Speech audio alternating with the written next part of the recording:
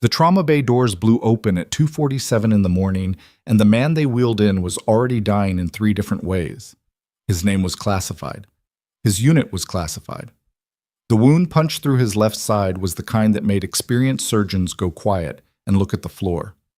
Blood had soaked through 4 layers of field dressing, through his uniform, through the straps of whatever tactical gear he'd been wearing when something tore him open somewhere nobody was supposed to be. The attending physician took one look and stepped back. Security wanted identification. Administration wanted paperwork. And a 31-year-old nurse named Laurel Voss stood at the edge of the trauma bay watching all of it and understood immediately that if someone didn't move in the next 90 seconds, the man on that gurney was going to die in a hospital hallway while people argued about protocol. She moved.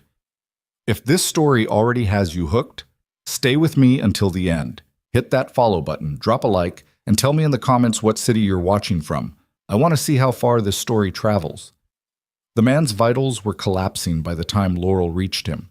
She could see it in the monitor numbers, in the color draining from his face, in the way his breathing had gone shallow and mechanical, the kind of breathing that meant his body had stopped trying and was just running on leftover momentum. "Somebody get Dr. Harlan back in here," she said, pulling on gloves without breaking stride. "He said to wait for the military liaison. Then get the military liaison in here with a crash cart, because this man has maybe a minute of useful blood pressure left." She was already at his side, fingers pressing along his ribs, reading the damage the way someone reads a map. "He's got a hemothorax on the left. Something's also going on with his abdomen. Could be a splenic lac, could be worse. Someone needs to get a chest tube in him right now." The nurse on the other side of the gurney, a second-year named Marcus, looked at her, then at the door, then back. "Laurel, we're supposed to wait for—" "Marcus." She kept her voice flat and even. "Get the tray." He got the tray. The attending came back 4 minutes later with 2 security officers and a man in civilian clothes who had federal law enforcement written all over him. The posture, the earpiece, the way he swept the room before he looked at the patient. By then, Laurel had the chest tube in. The blood was draining correctly. The man on the table had stopped making that particular breathing sound, the one that preceded the other sound, the one that meant nothing more could be done. Who authorized this procedure? The attending, Dr. Harlan, 53 years old, department head, a man who wore his seniority like a second set of clothes, came to a stop at the foot of the gurney and looked at Laurel the way he always looked at her, like she was a piece of furniture that had moved without permission. It needed to be done. "That is not what I asked you." His left lung was filling with blood. She kept working, monitoring the drain, watching the numbers climb back towards something livable. "If it helps, you can document it as your call." Harlan's jaw tightened. The federal agent had moved around the gurney to study the patient's face, and something in his expression shifted. A slight narrowing, a reassessment. "Do we have an ID on this individual?" Harlan asked the room. "Nothing on him," Marcus said. "No wallet, no dog tags." His uniform patches were removed. "What unit does that gear belong to?" Nobody answered because nobody knew, and the federal agent wasn't going to say. Laurel said nothing. She had noticed something during the procedure, something she hadn't drawn attention to and wasn't going to. Tucked against the patient's body, beneath his damaged plate carrier, held against his skin by a length of medical tape that was soaked dark with blood, was a device. Small, flat, encased in matte black polymer. Not a phone, not a radio. Something that had been placed there deliberately and carefully, and that someone had gone to considerable effort to keep hidden even after he'd been shot. She had seen something like it once before, a long time ago, in a context she did not discuss. She left it where it was. The federal agent's name, she would learn later, was Dunning. He didn't offer his name that night. He stood in the corner of the trauma bay while Dr. Harlan took credit for stabilizing a patient he hadn't touched, while 2 security officers cataloged the soldier's gear into evidence bags, while Marcus charted everything with the careful handwriting of someone who understood he was documenting something he didn't fully understand. Laurel worked through all of it. She adjusted the chest tube, monitored his output, started a second IV line when the first one wasn't moving volume fast enough. She talked to him quietly, not to comfort him, exactly, more out of habit. She had learned a long time ago that people in that state could still hear you, even when they couldn't respond, and that the sound of a calm voice doing something useful was its own kind of medicine. At some point, maybe 20 minutes in, his eyes opened. Not all the way, just enough. He looked at her for a moment with the unfocused intensity of someone trying to force their brain to work faster than their body would allow. "You're in a hospital," she said quietly. "You're stable for now. Don't try to talk." His hand moved, not toward her but inward, fingers pressing weakly against his own ribs, against the place where the device was still taped. "I know," she said. Just that. She didn't explain what she meant. His eyes stayed on her for another few seconds, reading something in her face, and then they closed. She thought later that he might have believed her in that moment, that the specific way she'd said it had communicated something she hadn't intended to communicate, or maybe had intended to without quite knowing it. She thought about that a lot in the days that followed. Harborview Regional Medical Center sat on the western edge of Calverton, Oregon, a mid-sized city that had grown up around a port and never entirely shed the rough edges that came with that origin. The hospital was good, genuinely good, with a trauma program that drew patients from 4 counties and a research department that had produced 3 published papers in the last year alone. It was the kind of institution that took its reputation seriously and protected it accordingly. Laurel had worked there for 2 years. Before that, she'd done a year at a smaller facility outside Medford, and before that, she had done other things entirely, in other places, under circumstances that she kept out of her employment paperwork with the practiced ease of someone who had learned to be selective about her history. She was not, on the surface, a remarkable employee. She showed up on time. She did her work. She did not socialize extensively at department events, did not participate in the informal political alliances that formed in any institution large enough to have a break room. She was competent, she was reliable, and she was, by the conscious choice she had made and remade every day for 6 years, invisible. She was 31 years old and she had been invisible for 6 years, and she had been okay with that. The soldier in the trauma bay had complicated things. She took her lunch break at 4 in the morning, which was when the department quieted and the east corridor near the vending machines was reliably empty. She sat with a cup of coffee that tasted like it had been brewed sometime in the previous decade and thought about the device. She knew what it was in general terms, if not in specifics. She knew what category of equipment it belonged to, what the matte polymer casing typically indicated, what kind of data something that size and shape could carry. She knew, with a certainty that sat in her stomach like a stone, that the people who had shot the man carrying it had not done so randomly. She also knew, because she had been paying attention in ways that her colleagues generally were not, that Agent Dunning had spent 40 minutes in the trauma bay and had not, as far as she could tell, found it. She was still thinking about this when Marcus appeared at the end of the corridor. "He's asking for you," Marcus said. "Who?" "The soldier. He's awake. He won't talk to Harlan, won't talk to the federal guys. He keeps—" Marcus paused. "He keeps asking for the nurse who put the tube in." The room they'd moved him to was at the end of a hallway, outside the main nursing pod, which was not standard placement for a post-procedure patient, and told her something about the level of interest in controlling access to him. There was a security officer outside the door. There was a second man she didn't recognize, leaning against the wall at the far end of the corridor, not doing anything in particular in the focused, deliberate way of someone whose job it is to watch. The security officer checked her badge and let her through. The room was dim. The soldier was propped slightly upright, oxygen line in place, monitors showing numbers that were still not good but were no longer immediately catastrophic. He was younger than she'd initially thought, mid-20s, maybe. The face under the pallor had a particular quality to it she recognized.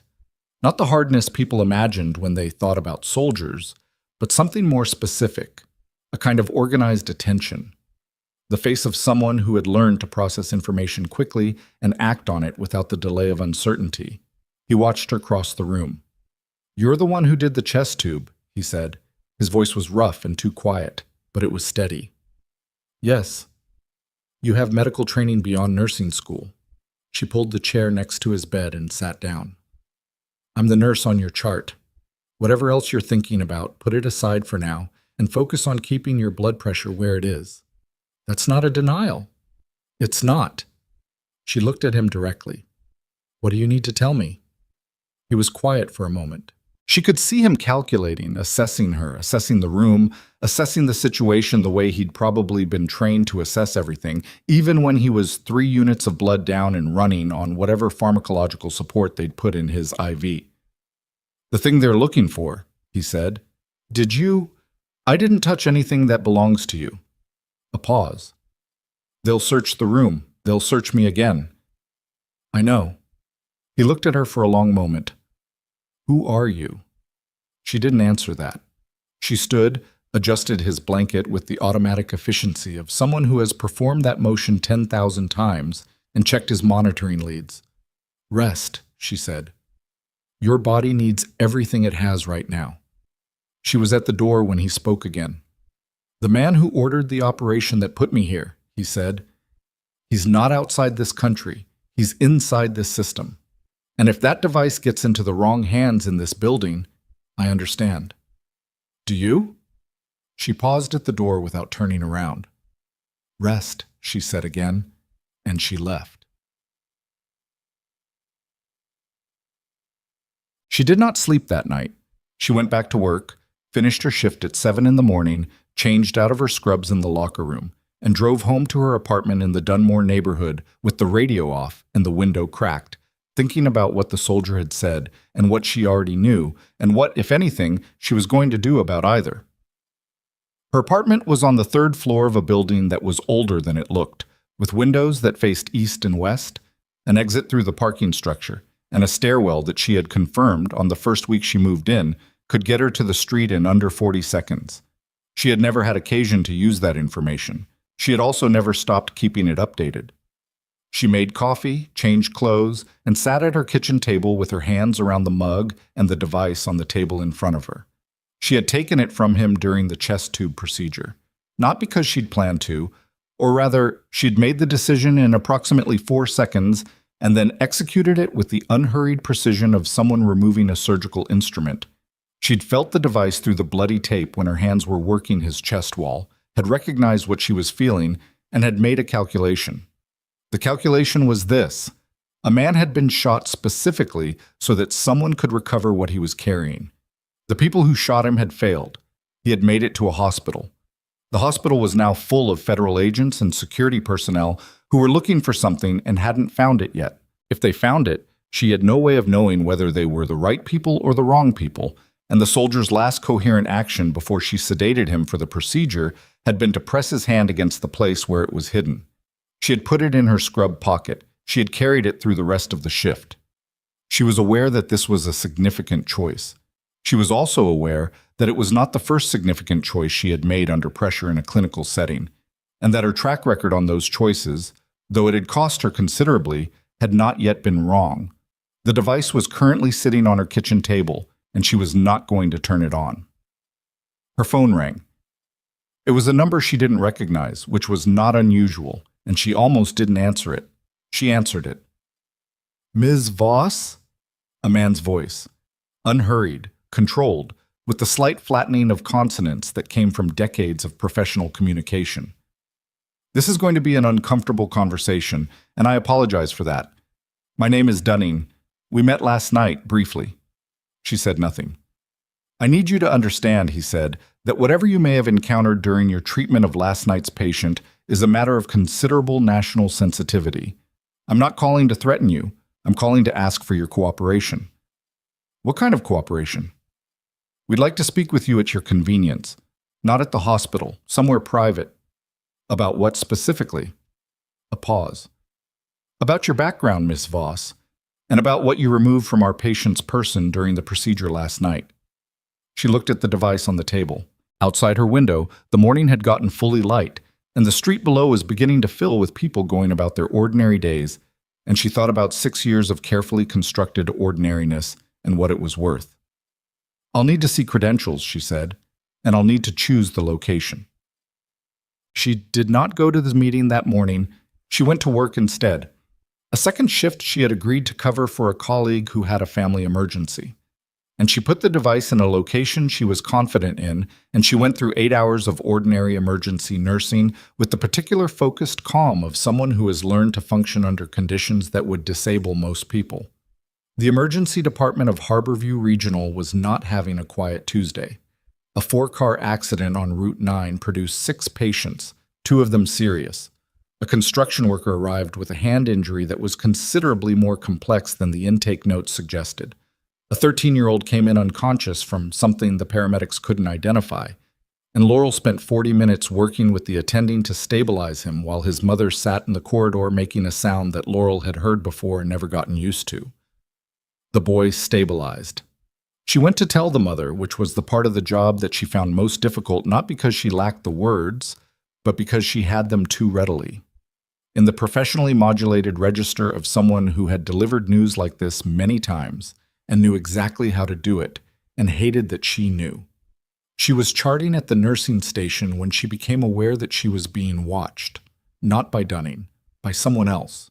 A woman in her 40s in civilian clothes who was standing near the waiting room with the posture of someone pretending to check her phone, doing it with approximately 80% of the convincingness required. Laurel noted her, filed her, and continued charting. 20 minutes later, when she went to the medication room, the woman was in the corridor outside it. Laurel opened the medication room door, then paused. "Are you lost?" she asked. The woman looked up from her phone. Her expression was professionally neutral. "Harborview Regional, 3rd floor, East Wing? You want the elevator on the other side of the department. This is the ED. Thank you." The woman didn't move immediately. "You're Laurel Voss?" Laurel turned to face her fully. "Can I help you?" "We're concerned about you," the woman said. The "we" was doing a lot of work in that sentence. "Last night was complicated. We want to make sure you're not in a difficult position." "I'm in the middle of a shift." "Of course." The woman offered a card. Laurel took it without looking at it. "When you have time." She was pulled from the floor at 5:15, not by security, not by federal agents, by Harlan.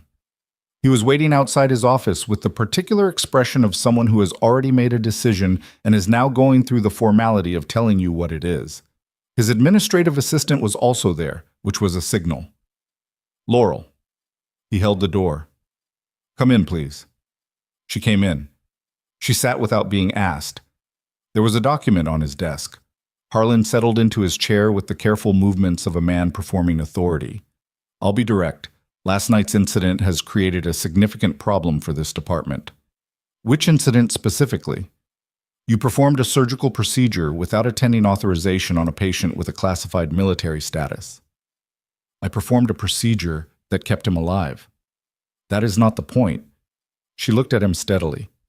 "It's the only point I have." Harlan turned the document on his desk to face her. It was an incident report, already filled in, already signed in 2 places.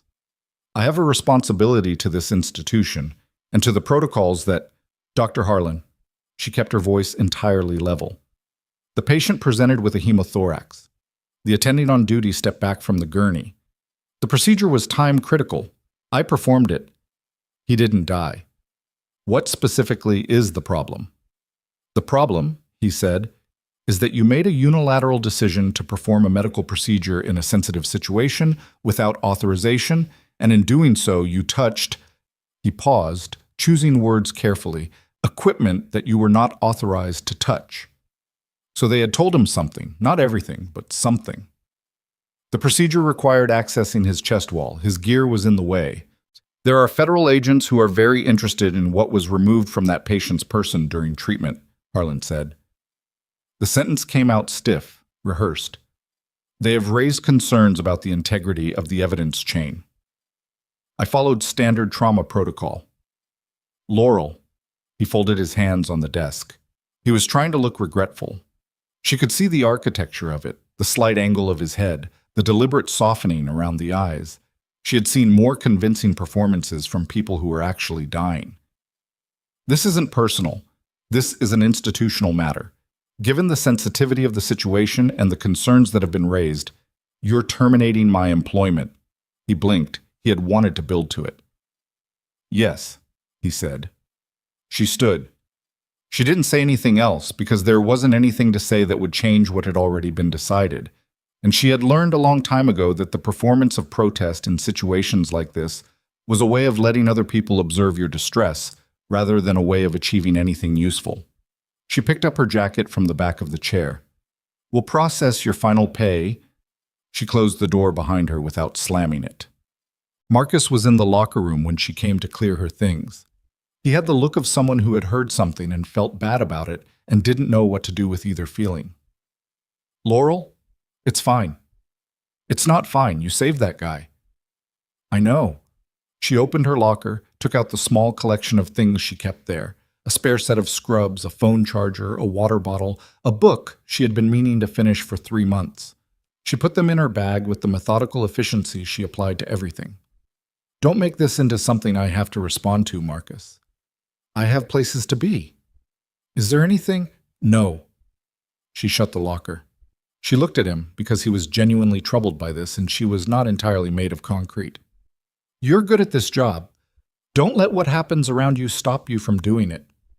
She went down the back stairs, through the loading area, and out to the parking structure without stopping. She got in her car and sat for a moment with her hands on the wheel, looking at the concrete pillar in front of her. Then she started the car and drove. She was 3 blocks from the hospital when she noticed the blue SUV that had been behind her since the parking structure exit. She made 3 unnecessary turns to confirm it. It confirmed. She thought about that, and about the device, and about what the soldier had said in his dim room in the hour before dawn. He's not outside this country. He's inside this system. She drove to a parking garage on Brennan Street, took the elevator to the 3rd floor, walked back down to the 2nd floor via the stairs, and spent 12 minutes in the stairwell waiting to see if the SUV would reappear. It didn't. She drove home by a different route. Her apartment was as she had left it. The device was where she had put it. She stood in the middle of her kitchen for a long moment, in the particular quality of stillness that happens after a significant thing and before the next significant thing. Her phone buzzed. An unknown number. Text message, not a call this time. "We found your military file, Ms. Voss. Not the one you submitted to HR. The other one. We need to talk. Tonight." She set the phone down on the counter. Through the window, in the parking lot below her building, she could see a vehicle she hadn't seen there before. Dark, nondescript, positioned with a clear sight line to her building's entrance. The driver's seat was occupied. She went to her closet. Behind the hanging clothes, on the shelf above the luggage she never used, there was a gray bag she had not opened in 6 years. She took it down, set it on the bed, unzipped it. Everything was still there. She sat on the edge of the bed and looked at the bag and thought about who she had been when she packed it, and why, and what she had believed at the time about what the future would look like. Then her front door buzzer sounded. Not the intercom. The buzzer for the door at the base of the stairs. The one that meant someone was already inside the building. She stood. She did not turn on any additional lights. She moved to the position in her apartment that had the best angles on both entry points, and she waited, and she listened. And the woman who had spent 6 years carefully becoming nobody felt something she had not felt in a very long time come back to her like a second heartbeat. Whoever was coming up those stairs had no idea what was waiting for them. The footsteps on the stairs were wrong, not wrong in an obvious way, not loud, not rushed, not the heavy tactical tread of someone who had stopped caring about being heard.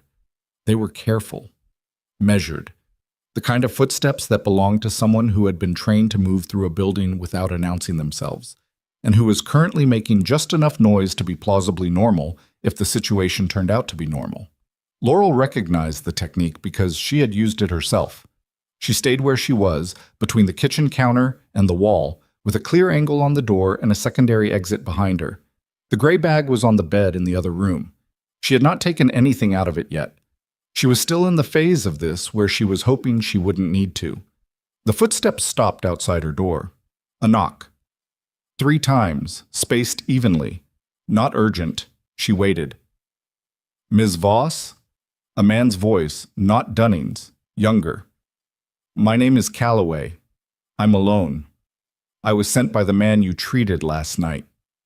She didn't answer. "He said to tell you he remembers what you said to him. That you said, 'I know,' when he pressed his hand to his chest. He said you'd understand why that matters." She crossed to the door, kept the chain on, opened it the 3 inches the chain allowed, and looked at the man in the corridor. He was 30, maybe 32. Medium height, the kind of build that came from functional use rather than a gym. He had a cut above his left eyebrow that was 2 days old and hadn't been properly cleaned, and he was wearing civilian clothes that had been slept in. His hands were visible and empty, positioned slightly away from his body in the specific way that meant he knew she'd be looking for that. "ID," she said. He produced it with his left hand. Military. The photograph matched. The name said Calloway, R.J., and below it was a unit designation she recognized. Not from public knowledge, from a different kind of knowledge entirely. She took the chain off and let him in. He came in without looking around the apartment the way people look around an apartment when they're curious. He looked around it the way people look around a space when they're assessing exits and sightlines, which told her something about his actual training, regardless of what the ID said about his official role. "He's still in the hospital?" she asked. "For now. They're moving him tomorrow. We don't know where." Calloway stood in the middle of her kitchen with his hands in his jacket pockets and looked at her with an expression that was working hard at casual and not quite getting there. "He told me you took something during the procedure. He told you a lot. He trusts you. I don't know why exactly, but he does. He said you handled it like someone who knew what it was." "I handled it like a nurse who needed to access a patient's chest wall." Calloway looked at her for a moment. "Okay," he said. "We can do it that way." He sat down at her kitchen table without being invited. "What I can tell you is that what he was carrying is the only existing copy of documentation that proves a procurement officer inside the Defense Intelligence architecture has been routing operational data to a private contractor network that has been selling it. Active missions, personnel locations, asset identities. 3 of those assets are dead in the last 8 months. Laurel stayed standing. That's a lot to carry in something that size. It's encrypted. Everything that matters is on it. He spent 4 months building the file before they figured out he was doing it, and when they figured it out, they sent people to recover it before it could reach the office that was supposed to receive it." He paused. "The people they sent were not federal agents. They were a private security team, which tells you something about the level of resources the man at the center of this has access to. And the man at the center of this has a name." Calloway didn't answer immediately. He looked at the table, then back at her. "If I tell you that, you're in a different category of this situation than you currently are. Someone already photographed my building tonight. Someone else pulled a file on me that I didn't give Harborview Regional. I think the category question may already be settled." He absorbed that. "They pulled your military file?" "They sent me a text saying they had. I don't know how much they actually have." Something moved through his expression that he controlled quickly. "How much is there to have?" She looked at him. "Why did he send you here instead of making a call?" "Because he thinks the calls are monitored, and because he wanted someone to make sure you were—" Calloway stopped, reworked whatever he'd been about to say. "He wanted someone here. In case." "In case of what?" "In case they already know you took it." She let that sit in the room for a moment. Outside, a car passed on the street below with its radio on, something with bass that rattled through the window frame for a moment and then faded. "The procurement officer," she said. "Does he have a name?" Calloway looked at her for a long time. "Aldrich Strome," he said. "Deputy Director, Defense Intelligence Acquisitions. Based out of the Pentagon, but he has operational relationships throughout the Pacific and Southwest commands. He has been in that position for 11 years, which means he has had 11 years to build the kind of network that makes him very difficult to move against without complete documentation. And the device has that documentation. Every transaction, every communication, every wire. 4 months of it, structured for a federal grand jury by a 26-year-old SEAL who has a degree in computer science from Oregon State, and who apparently decided that doing something about it was worth getting shot for." Laurel sat down across from him. "He's 26? 27, as of last month." Calloway's voice shifted slightly on that, something underneath the professional surface. "His name is Reeves, not what he told the hospital. They have a cover name on the chart. His real name is Damon Reeves, and he's been in for 5 years, and he is very much not someone who should be lying in a hospital room with federal surveillance on his door because he tried to do the right thing.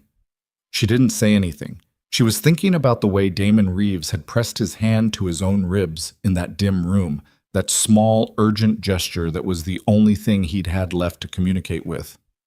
"The people who are watching my building," she said. "Strome's people or federal?" "Possibly both.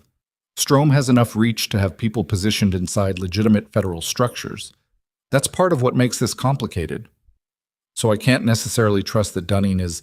I have no information about Dunning specifically. What I know is that until that device reaches someone we can verify is not compromised, we treat everyone as a potential problem." She stood up again. She moved to the window and looked down at the parking lot. The vehicle was still there.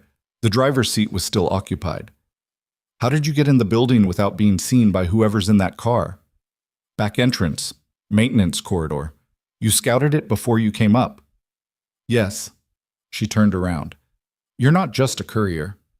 He met her eyes. "No." She went to the bedroom. She came back with the device and set it on the kitchen table between them. Calloway looked at it, then at her. Something in his face shifted. Relief, maybe. Or the thing that came just before relief when you weren't quite willing to feel it yet. "I need you to take it," she said. "Not to whoever sent you here directly. I need you to take it to someone I can verify." "Who?" She thought for a moment. There was a name in her head, a person she had not contacted in 6 years deliberately as part of the architecture of her disappearance from that life. Someone who had been in the same unit, who had survived the same collapse, and who had gone on to build something from the wreckage of it in a way that Laurel had chosen not to. "There's a woman named Sergeant Major Priya Narayan," she said. "Retired. She works as a federal contractor out of Fort Belvoir. If Damon Reeves trusted the right people with any of this, she's one of them." Calloway's expression changed. "You know Narayan?" "We served together." He was quiet for a moment, then, "She's the one who sent me." Laurel looked at him. "She didn't tell me who I was going to find here," he said. "She just gave me the address and told me what to say." Man, she didn't sleep after Calloway left. She packed the gray bag properly this time, with the focused attention to sequence and weight distribution that came back to her hands like a physical memory, and she made 3 cups of coffee she didn't finish, and she sat in the dark of her living room thinking about Priya Narayan and what it meant that Priya had known where to send someone. She thought about the operation that had ended things, not the mission itself. She had spent a lot of effort not thinking about the mission itself, but the aftermath, the inquiry, the sealed findings, the way they had been dispersed individually into different assignments and different silence, with the clear institutional message that what had happened was a category of event that would be better for everyone if it stopped existing in any documented form. She had complied with that. She had complied so thoroughly that she had built an entirely different life on top of the compliance, and she had been reasonably successful at it, and she had understood that the cost of that success was staying gone. She wondered if Priya had stayed gone, or if she'd found another way. At 2 a.m, she moved the gray bag to her car. She did it in 2 trips, through the maintenance corridor Calloway had used, and she did not see the occupant of the vehicle in the parking lot during either trip, which could mean several things, none of which she found particularly reassuring. She was back in her apartment, standing at the kitchen counter with the last cup of coffee, when her phone rang. The number was one she didn't recognize, which no longer surprised her. She answered. Laurel. The voice was female, direct, with the particular cadence of someone accustomed to being listened to. "It's been a while." 6 years, Laurel said. "Give or take. How are you holding up?" "I was fired today." "I know. I also know they pulled your personnel jacket from the archive and that Dunning's team has been tasked with locating whatever was on the patient." A pause. "Did Calloway get there in time?" "He did." "Good." Another pause, this one with something different in it. "I need to tell you something, and I need you to hear all of it before you respond." Laurel set down the coffee. "Go ahead." "Strome knows about you, not the nurse, not the Harborview employee. He knows about what you were before that. His people found a connection between your unit and Damon's mission. They've been working backward from the operation that was compromised, and your name came up in the original file that was sealed. He doesn't have everything yet, but he has enough to know that if you have what Damon was carrying, you're not a random civilian who stumbled into something. How long has he known? We think since this morning, which means the window for moving cleanly is closing. Laurel looked at the wall across from her. She was aware of the specific quality of the moment, the way it had the compressed, pressurized feeling of things that could not be undone once they were done. "What do you need from me?" she asked. "I need you to bring it to me, in person, not shipped, not couriered, not transferred through anyone else. I need you to carry it here, and I need you to do it without leaving a traceable route." "Where is here?" Priya gave her an address, not Fort Belvoir. A private address in a mid-sized city in Washington state, Keller, about 4 hours north of Calverton. Laurel filed it. "I can be there by morning," Laurel said. "Don't use the highway." And Laurel, Priya stopped. When she continued, the professional directness had dropped a fraction, just enough. "I'm sorry I didn't reach out sooner. I should have. The situation developed faster than... It doesn't matter." "It does, actually, but we'll deal with that when you get here." The line went quiet. Laurel stood in her kitchen for a moment, then turned off the light and went to her bedroom to lie down for 2 hours, which was not enough sleep and was better than nothing. She left Calverton at 4:15 in the morning, heading north on Route 7, which was slower than the highway and passed through enough small-town infrastructure that surveillance vehicles would be visible. The gray bag was in the trunk. She had changed clothes and left her apartment key on the kitchen counter, which was either symbolic or practical depending on how things developed, and she had spent approximately 30 seconds on that decision, which was probably about right. The road north of Calverton was dark and nearly empty. She passed a logging truck, 2 long-haul semis, a pickup going the other direction with one headlight out. The sky was clear, and the stars were the kind of stars you could only see when you were far enough from city light, and she drove in the dark thinking about nothing specific, which was a discipline she had learned and was grateful for. She was about 40 minutes out when she noticed the headlights. Not directly behind her, 2 cars back, which was a reasonable interval, except that they had maintained exactly the same interval since she left Calverton, through 2 small towns and a stretch of route that had multiple turnoffs they had not taken. She watched the lights in her mirrors for another 3 miles. The interval didn't change. She came to a junction town called Millhurst, a gas station, a diner, a fire station, 3 streets of residential housing, and she pulled into the gas station, parked, and went inside to buy a bottle of water she didn't need. She stood at the window and watched the road. The vehicle that had been following her slowed at the junction, continued past the gas station, and parked on the far side of the diner. She paid for the water. She went back to her car. She sat for a moment. When she pulled out, she went left instead of right, through the residential streets of Millhurst, and then cut behind the fire station and came out on the eastern edge of town on a road that went into the dark toward a ridge of low hills. She accelerated. For 10 minutes, nothing followed her. Then the lights came back. Not the same vehicle. Different headlights, wider spacing, the profile of an SUV rather than a sedan. She ran the options quickly. They had more than one vehicle on her, which meant this was not improvised and was not Dunning's people running a loose surveillance net. This was organized, and organized meant Strome, and Strome meant the calculus had changed. She drove for another 2 minutes, calculating, and then she pulled off onto a Forest Service road and killed her lights and sat in the dark under the trees and waited. The SUV passed the service road entrance without slowing. She gave it 4 minutes, then turned around and went back to Route 7. And this time she pushed the speed and got to Kelford, the next town north, in 22 minutes, and she found a motel with exterior room access and paid cash, and sat in a room that smelled like carpet cleaner and old radiator heat, with the gray bag on the bed and her phone in her hand. She called Priya. "I've got a tail, more than one vehicle. They traded off. Lost the second one, but there could be more." "Where are you?" "Kelford, off Route 7. A brief silence. "Okay. Change of plan. Don't come here directly. There's a woman named Sujin Park. She runs a medical supply company out of a warehouse on Decker Industrial Road in Kelford. She's vetted. She'll let you use the facility, and nobody will be looking for you there. I'll send Calloway." "You're sending Calloway back out?" "He's already moving. He anticipated this might happen. A pause. Laurel, the people following you are not going to stop. Strom has been building toward this for 11 years, and Damon Reeves is the first person who has ever gotten close to documentation that could actually end it. He's going to throw every resource he has at recovering that device and eliminating the chain of custody. I understand that. Do you understand that includes you now? That you are the chain of custody? Laurel looked at the wall of the motel room. Water stain on the ceiling, shaped vaguely like the state of Florida.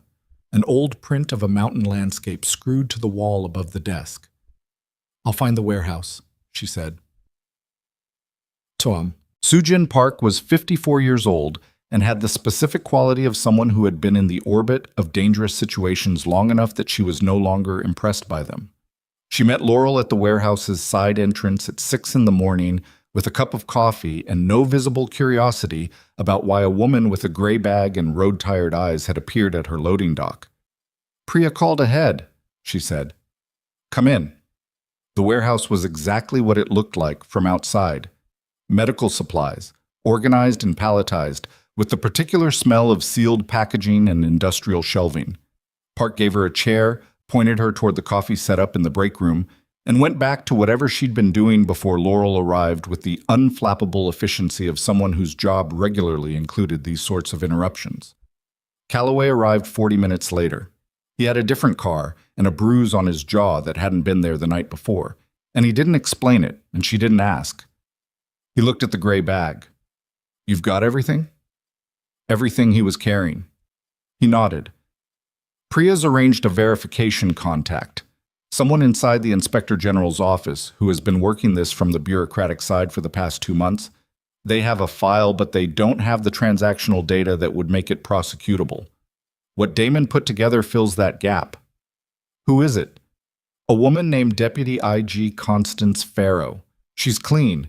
Priya has independent confirmation on that. You trust Priya's confirmation process? Calloway looked at her steadily. You know her better than I do. That was true. She did. She thought about Priya at 28, running a 4-person field medical team through a situation that had gone wrong in 4 directions simultaneously, making decisions under conditions that had no good options, and making them with a clarity that Laurel had spent a long time trying to understand, and finally decided was not a natural feature of Priya's character, but something she had constructed through will and repetition. Yes, she said. I trust the confirmation. Calloway sat down across from her. In the quiet of the break room, with the warehouse sounds distant and the morning light coming through a high window, he looked less like an operative and more like someone who was tired and running on the same calculation she was, that the thing in front of them was necessary and that was enough. There's something else, he said. She waited. Damon's being moved at noon today. We don't know to where, but it's not standard transfer protocol. The paperwork was filed through a channel that Strom's people have used before for asset management. He paused to let that register. There's a possibility that the transfer is legitimate. There's also a possibility that Strom has enough access to federal medical transport infrastructure that this is not a legitimate transfer. He's going to disappear him. If that device doesn't reach Farrow's office before noon, Damon Reeves gets transferred to an undisclosed location for undisclosed reasons, and the documentation that proves why is sitting in a gray bag in a medical supply warehouse, and the woman who has it is now visible to Strom as an obstacle. Laurel looked at the clock on the break room wall. It was 6:47 in the morning. She had 5 hours and 13 minutes. What's the fastest route to Farrow's office? She asked. Calloway opened his mouth to answer, and then his phone buzzed. He looked at it, and something happened to his face that she had not seen happen to it before. A fast, involuntary contraction. The face a person makes when they receive information that reorganizes everything. He set the phone on the table and turned it to face her. It was a photograph, low resolution, taken from a distance, through what looked like a parking structure. It showed Calloway's car, the car he had driven here, Sam, parked outside a building she recognized after a moment as the motel in Kelford. And standing next to it, speaking into a phone, was a man in a federal jacket. They had found the car, which meant they had backtracked from the car to the warehouse, and the question was not whether they were coming, but how much time was left before they arrived. Soojin Park appeared in the break room doorway. Her expression had changed. Not panic, nothing so imprecise. A reassessment. I just got a call from my neighbor 2 blocks over, she said. 3 dark vehicles, moving slow, checking addresses. Laurel was already on her feet. Laurel grabbed the gray bag off the table and was moving before Park finished the sentence. Back exit, Park said. Not a question. She was already walking. The warehouse had 3 loading bays on the east side and a personnel door on the north wall that opened into a service alley running between 2 industrial units. Park went to a keypad beside a metal cabinet and pulled out a set of keys. Not fumbling, not anxious. The practiced retrieval of someone who had thought about this moment in advance. My van, she said, handing them to Calloway. Bay 2. White, Harborview Medical Supply on the side. Plates are current. There's a kit in the back if you need it. Calloway took the keys. You need to get out too. I have a business to run. She said it without any particular drama, the way someone states a fact they've already made peace with. Go. Laurel went through the north door first, into the cold alley air, the gray bag over one shoulder and the sound of the street 200 feet away. The sky was fully light now, thin cloud cover, the particular flat brightness of an early morning in the Pacific Northwest that made everything look slightly overexposed. She could hear traffic on the main road, the distant hydraulic sigh of a truck, ordinary city sounds that continued indifferently while the situation inside Sujin Park's warehouse reclassified itself. Calloway came through the door behind her, and they moved down the alley at a pace that was faster than walking without being the kind of speed that pulled eyes. Bay 2 was the middle loading dock, and the white van was where Park said it would be, backed in, ready. Calloway drove. Laurel sat in the passenger seat with the bag in her lap and watched the side mirror. They came out of the alley onto Decker Industrial Road and turned north, away from the residential block where Park's neighbor had spotted the vehicles. 2 blocks later, Calloway took a right that put them onto a connector street running toward the commercial district, and neither of them said anything for the first minute because there was nothing useful to say. The mirror stayed clean. They'll find the warehouse in under an hour, Calloway said. Park will tell them the minimum. She'll tell them what she can't avoid telling them, Laurel said, which is that we were there, which is that we left. Do they know what we're driving? Not unless they have eyes on the building we haven't spotted. She watched the mirror. Keep to surface streets until we're past the industrial zone. He did. Laurel was running the clock without looking at it. She was an hour outside of Harborview Regional's transfer window, which meant Damon Reeves had roughly 4 hours before whoever had arranged that transfer came for him. The IG's office. Constance Farrow. She needed to reach Farrow with the device, and she needed to do it in a way that could not be intercepted or attributed to a compromised channel. And she was sitting in a medical supply van in a mid-sized Oregon city with people who wanted the device and were apparently organized enough to coordinate multi-vehicle surveillance and access federal transport paperwork. The calculation was not comfortable. She pulled out her phone and called Priya. They made the warehouse, she said when Priya picked up. I know, Calloway sent a message. We need direct contact with Farrow, not through an intermediary. Direct. A pause. That's not how she's been handling this. I understand. But if Strome has people inside the federal structure who can file transport paperwork and run coordinated surveillance in 2 different cities, he also potentially has visibility on whatever communication channel you've been using with her office. The silence was longer this time. You're right, Priya said. I'll call you back in 10 minutes. She hung up. Calloway navigated them out of the industrial zone and onto a commercial strip with enough traffic to provide reasonable cover. A grocery store, a hardware chain, a row of fast food with morning drive-through lines. He pulled into the grocery store lot and parked between 2 other vehicles, and they waited. What do you actually know about Farrow? Laurel asked. 17 years in the IG system. She started as an Army auditor, moved to the oversight side, been in the federal IG structure for the last 8 years. The investigation into Strome came up through her office originally. Someone flagged anomalous procurement patterns 18 months ago, and it landed on her desk. Calloway turned the engine off. She's been building the bureaucratic case since then. What she doesn't have is the operational data, the actual transactions, the communications, which is what Damon put together. Right. She has the shape of it. He has the evidence. Laurel looked out the window at the grocery store. A woman in a green coat was loading bags into a hatchback. A kid was sitting on a bench outside the entrance looking at his phone with the loose, boneless posture of someone who had not yet learned to hold himself upright. "Damon's 27 years old," she said. "Yeah." He put himself in a position where the only way to get this documentation out was to physically carry it to whoever was supposed to receive it, knowing they'd already identified him. He didn't have another option. The digital channels were compromised. Strom had flagged his communications 6 weeks before the operation. He couldn't upload, couldn't transmit. He had to walk it out. And they shot him before he got there. "They shot him before he got there," Calloway confirmed. He made it to the hospital because the team they sent was private, and private teams have a different threshold for finishing the job in a public setting. If it had been a sanctioned unit, he wouldn't have made it through the parking lot. Priya called back in 8 minutes. "Farrow will meet you. She's proposing a location in Kellar. A federal building, but a satellite office, low traffic. She says she can be there in 2 hours. "What's the security situation on the building?" "Standard federal facility. Not sensitive access, but it's on-grid, which means Strom potentially has visibility if he's got someone watching Farrow's movements. Can she come to a neutral location instead?" "I'll ask." The callback took another 12 minutes, during which Calloway got out of the van and stood near the grocery store entrance with his jacket collar up, running counter-surveillance without looking like he was running counter-surveillance, while Laurel sat with the bag and thought about the structure of the problem. The structure was this. Strom needed the device and needed the chain of people who had handled it to become unreliable as witnesses.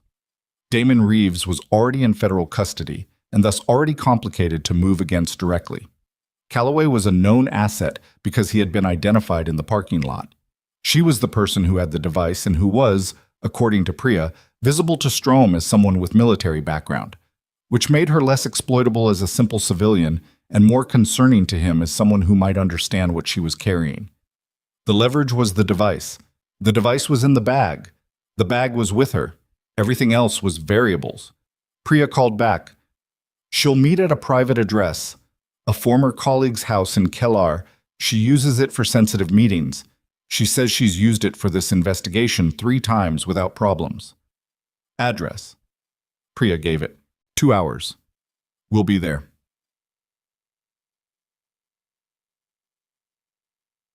The drive to Kellar took an hour and 40 minutes on back roads, through the kind of landscape that existed between places, farmland, tree lines, small gas stations that appeared and disappeared at intervals, the occasional town that was really just a church, a grain elevator, and a stop sign. Calloway drove with focused economy, not fast enough to draw attention, making no unnecessary movements. Laurel spent the drive going through the contents of the gray bag in her head. Not the device. Say, she had already done everything she could do with that decision. She was thinking about the other things in the bag. The things she had packed 6 years ago when she walked away. The specific items she had chosen to keep when she had chosen to stop being who she had been. There was a trauma kit in the bag, compact and deliberately selected. Not a standard first aid kit, but something built for specific scenarios. There were 2 changes of clothes, both neutral. There was a document wallet with her real identification.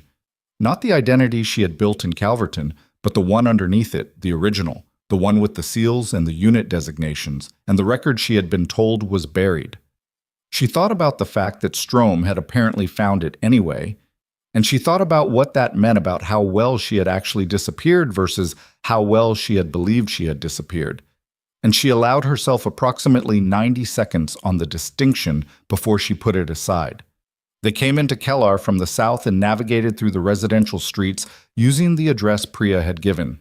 The house was in a neighborhood of mid-century builds on quiet streets, with mature trees that were just starting to turn at the edges. Early October, the color just beginning, the leaves holding on. A gray house, 2 stories, a detached garage, a front porch with nothing on it. A woman came out to the porch before they reached the door. Deputy Inspector General Constance Farrow was 60 years old and built like someone who had been taking up less space than she was entitled to for her entire career and had made a reasoned decision to stop. She was not large. She had the quality that some people develop over decades in institutional environments. A kind of compressed authority, the sense that she was measuring everything she looked at and had already formed 3 conclusions about it. She looked at Laurel without preamble. "You're the nurse." "I was." A slight acknowledgement of that. "Come in." The inside of the house belonged to someone who was either not there or had made it temporarily available with care. Furniture pushed to useful positions, the kitchen table clear, a laptop already open on it. An older man was visible through the doorway of what might have been a study, doing something Laurel couldn't see, and he did not come out. Farrow sat at the kitchen table and gestured toward the chairs across from her. "I need to tell you both where we are," she said, "before anything changes hands."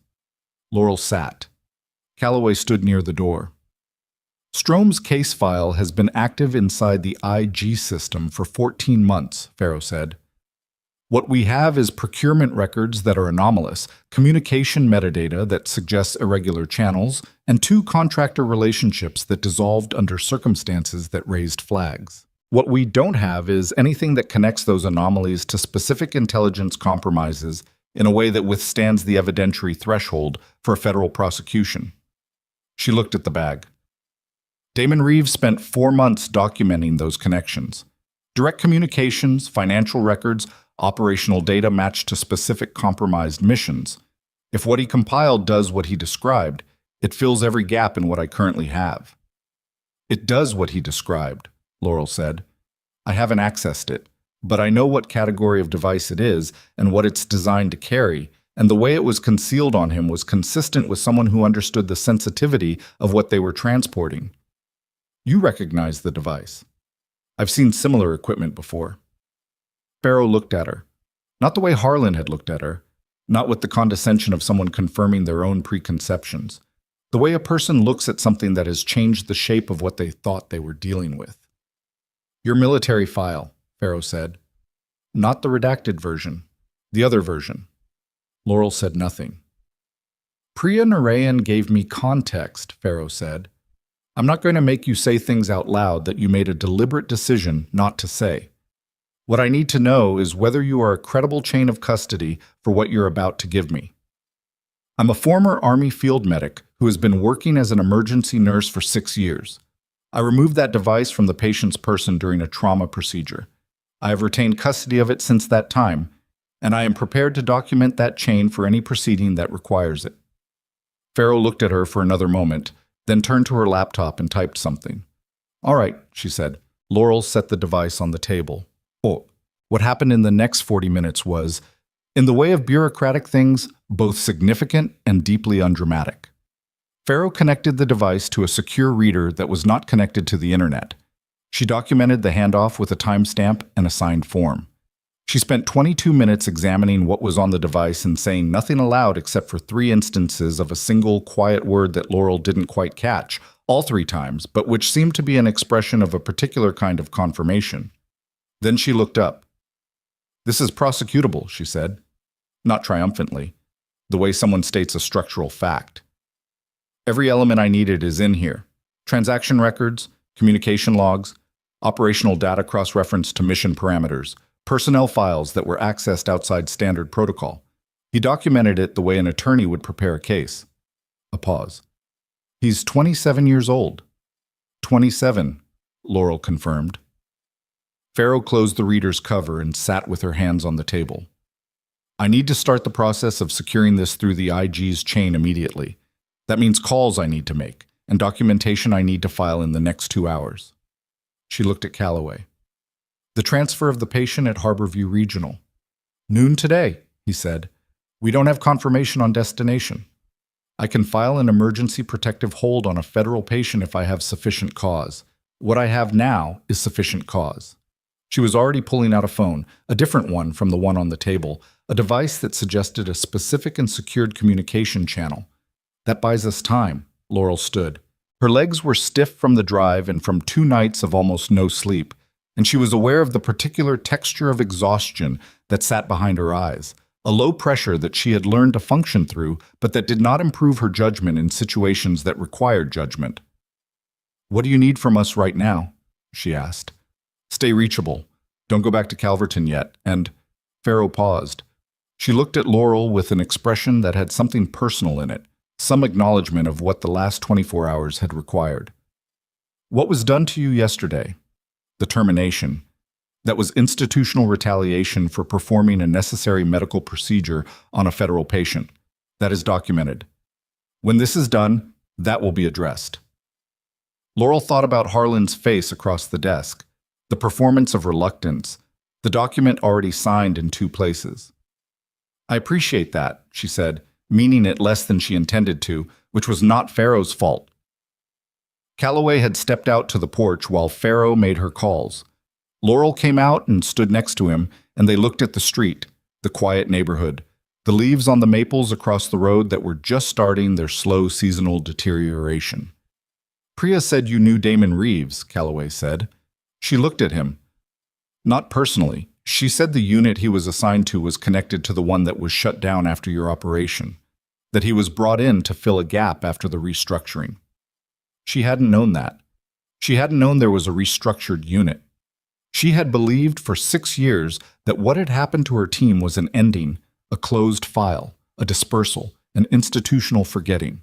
The idea that it had been rebuilt in some form, with new people, with a 27-year-old from Oregon State who decided 4 months ago to document something he couldn't stay silent about. She stopped that line of thought before it could develop into something she didn't have time for. How bad was Strome's reaction when Damon disappeared? She asked. Bad enough that he sent a private team. Calloway turned his collar up against the October air.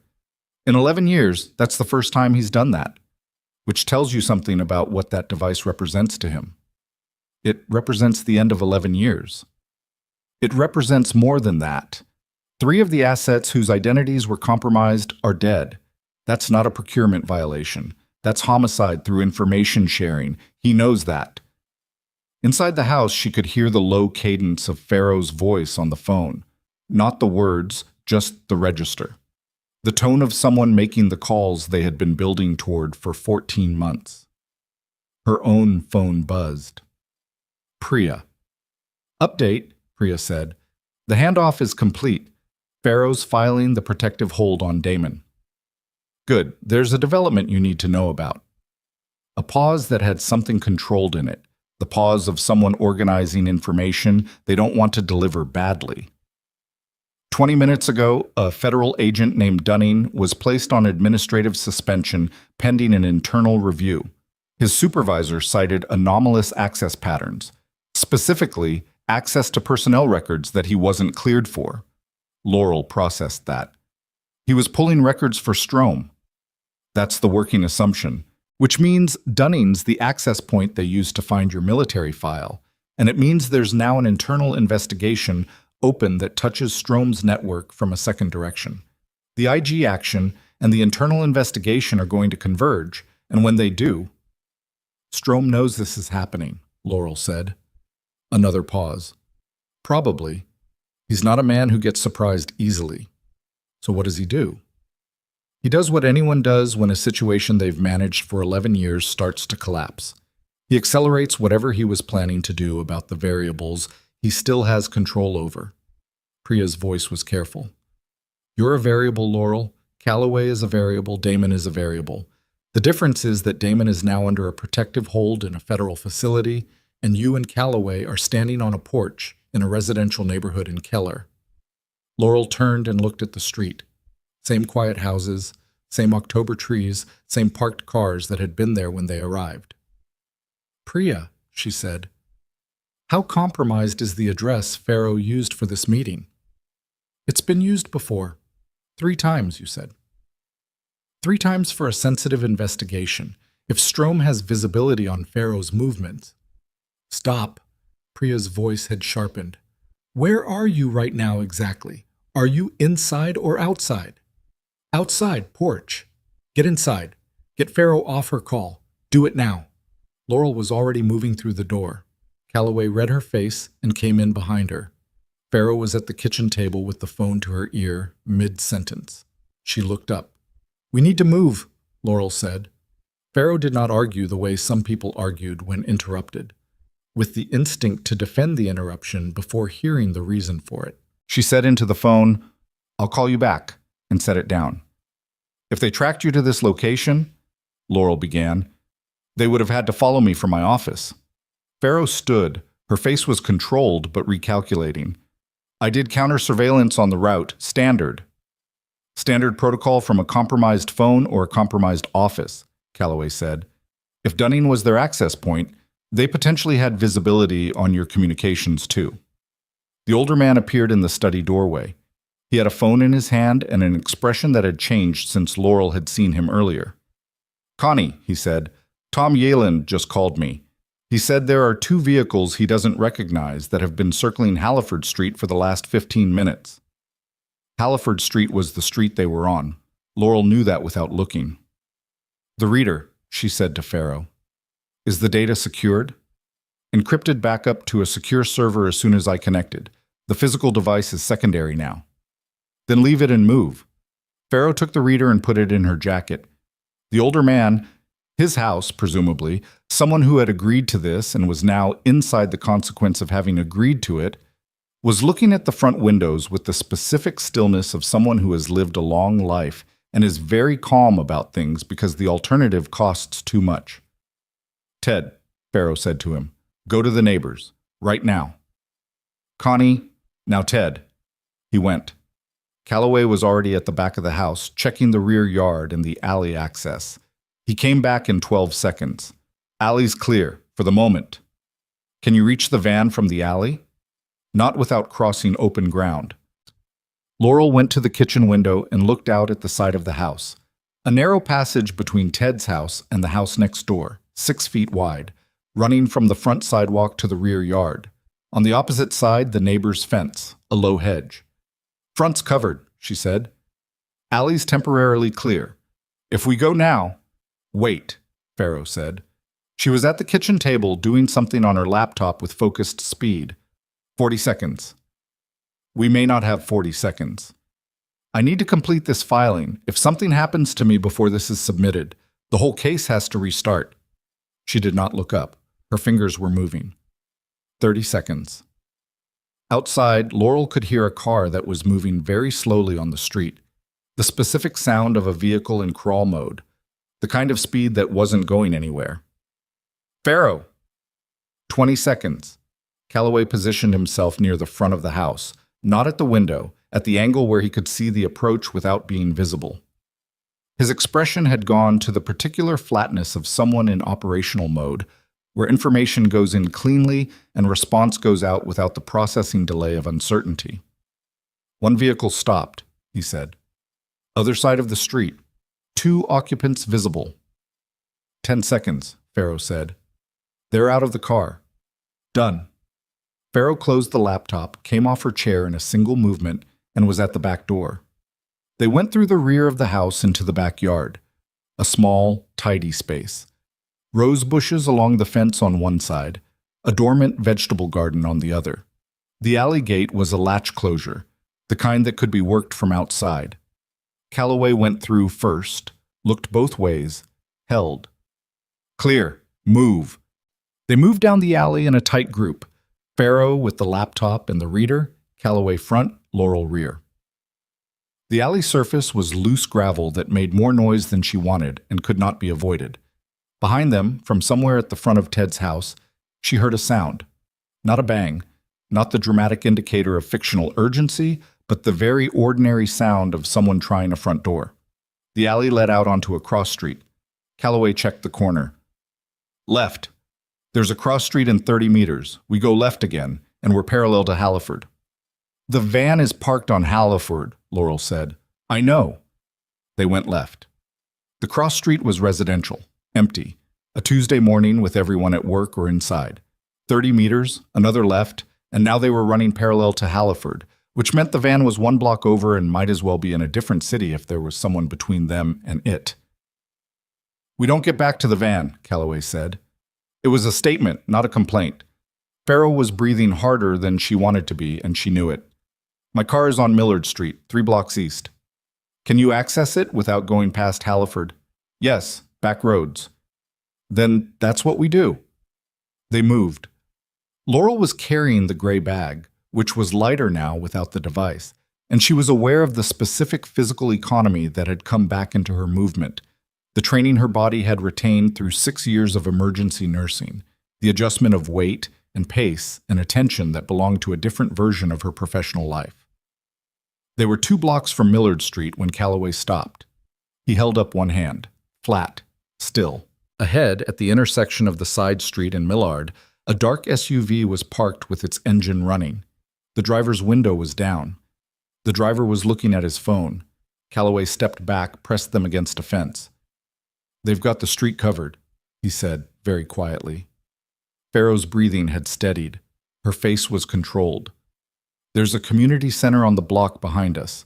It'll be open by now. There are people there. Going to a populated location is better than standing in an alley," she said. "These people are not going to act in front of witnesses." Laurel thought about what Calloway had said about the private team that shot Damon in a public setting, about the threshold that private operators had versus sanctioned units. She was not entirely sure Farrow's assumption was correct. She also did not have a better option immediately available. "All right," she said. "The community center." The community center was a single-story building, glass-fronted, with a modest lobby visible through the doors, a few cars in the parking lot, a hand-lettered sign about morning programs. Exactly the kind of place that existed in every small city, providing exactly the kind of ordinary activity that a crisis moving through the adjacent streets would be entirely indifferent to. They came in through the front, and the woman at the desk looked up with the expression of someone about to offer morning program information. "We need to use your back exit," Farrow said. She showed her ID. The woman looked at it, looked at the 3 of them, made the calculation that people in public-facing positions make when something unexpected arrives. The assessment of what a reasonable response to this particular situation looks like. "Hallway on the left," she said, "past the gymnasium." They were through the lobby and into the hallway when Laurel's phone vibrated. Not a call. A text from a number she didn't know. 4 words. "He's not at Harborview." She stopped walking. "Calloway?" He turned. She showed him the phone. He read it. His expression did the same thing it had done at the warehouse when he had turned the photo to face her. That fast, involuntary reorganization. "Farrow," he said, "the protective hold you filed on Damon Reeves, I filed it 20 minutes ago. Did you receive confirmation that it was applied to his current location?" Farrow's face changed. She pulled out her phone, dialed, pressed it to her ear. "This is Deputy IG Farrow. Emergency code, patient status verification on Reeves, Damon, Harborview Regional Medical, Calverton, Oregon." She listened. Her face did something with its stillness that was not peace. "When?" she said. "How long ago?" She listened. "Who authorized the transport?" She lowered the phone. "He was transferred at 5:40 this morning," she said. "Not noon. They moved it up by 6 hours. The transport paperwork was filed at 4:50 a.m. through the Federal Patient Transfer System, and the authorization code belongs to a DIA, coordinating officer." The community center hallway was very quiet. Down at the far end, through a door with a small window, Laurel could see the gymnasium, folding chairs, a basketball hoop, the ordinary interior of a space used by ordinary people for ordinary things. "Who is the DIA coordinating officer?" she asked. Farrow looked at her. The answer was already in her face before she said it. "The authorization code belongs to Aldrich Strom." The gymnasium door at the end of the hallway opened. A man in a dark jacket came through it at the same moment that the lobby door behind them opened, and Laurel heard, without turning around, the particular sound of multiple people entering a space with coordinated intent. They were boxed. Laurel set the gray bag down on the floor of the hallway and looked at the man coming toward them from the gymnasium end, and then she looked at Farrow, and then she looked at the bag. "Is the data secure?" she asked. "Even if they take everything on you right now, is it already in the system?" Farrow held her gaze. "The backup uploaded before I closed the laptop." Laurel looked at the man from the gymnasium. He had his hand inside his jacket, and he had the face of someone who had been given a job and was going to do it and had no particular feelings about it either way. She straightened up. "Good," she said to Farrow, not to him.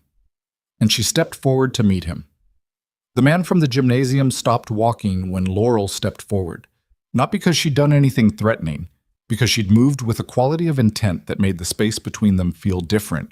Not aggressive, not performative, the specific shift that happens when someone stops being a problem to be managed and becomes something else entirely. He was mid-40s, close-cropped hair, going gray at the temples. The build of someone who had been physically capable for a long time and had maintained it through discipline rather than enthusiasm. His hand was still inside his jacket. Behind Laurel, she could hear the lobby entrance. 2 people, she estimated, from the sound of the door and the weight distribution of the footsteps. "My name is Laurel Voss," she said. Her voice was even. "I'm a former Army field medic, recently former emergency nurse.